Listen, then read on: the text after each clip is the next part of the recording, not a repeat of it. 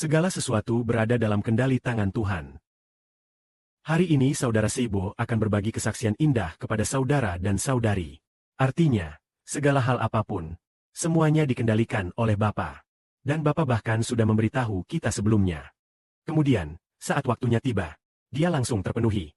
Tepat kemarin. Kemarin pagi, Seibo mendengar dari saudara bahwa saudari Anshu sangat ingin pulang. Kemudian, dia pun merasa sedikit sedih. Tidak tahu harus berbuat apa. Lalu, ketika berbaring untuk istirahat siang, dia bermimpi. Dalam mimpinya, dia melihat saudari Anshu sangat ingin pulang. Kemudian, saudari Lan yang agak kasar.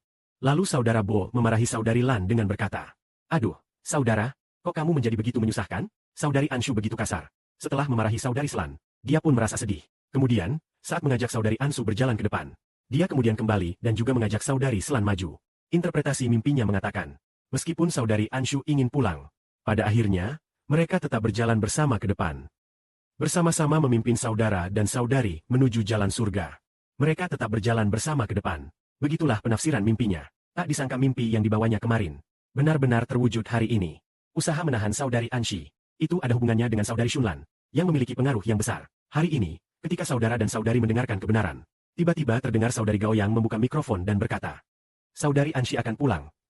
Begitulah yang dikatakan.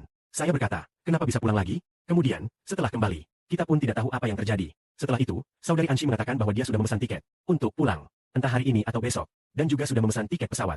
Lalu, sambil bercerita, hingga malam ini, saat pujian, saudari Anshu mengatakan bahwa dia tidak akan pulang. Begitulah besarnya kasihnya. Dia berkali-kali mencoba bunuh diri, namun diselamatkan. Kemudian, yang aneh adalah, dia menyadari pagi ini bahwa dia tidak bisa pulang. Karena apa ya? Semua bagasinya sudah siap, dan sudah dibawa sampai di depan pintu.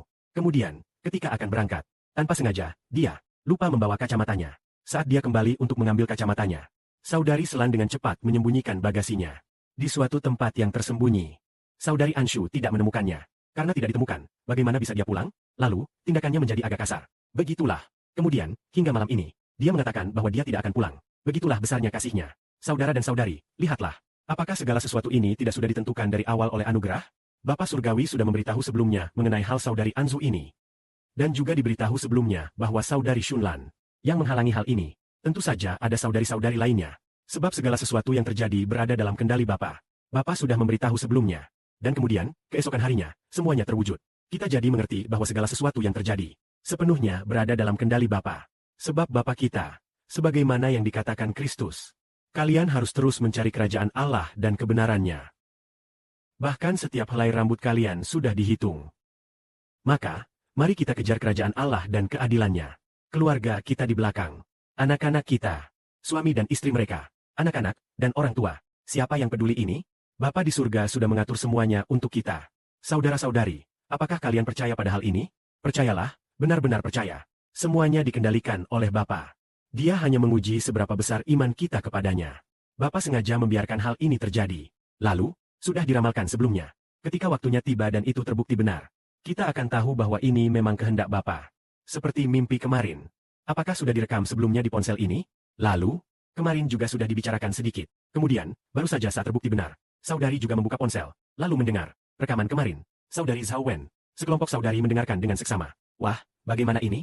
Kebenaran ini membuktikan bahwa Bapa sudah mengendalikan semuanya. Saudara-saudari, jangan khawatir. Kita harus melupakan hal yang di belakang dan berjuang maju. Kita semua memiliki keluarga jasmani masing-masing. Setiap orang mempunyainya. Entah orang tua, entah anak-anak, entah suami, entah istri, atau saudara-saudari. Lalu kita, apakah kita mencintai mereka? Ya, tapi kasih yang kekal lebih besar. Kasih yang diberikan kepada kita untuk hidup kekal lebih besar. Nanti kita akan dibangkitkan kembali. Tulang-tulang kita sudah menjadi tanah. Tuhan juga akan membangkitkan kita.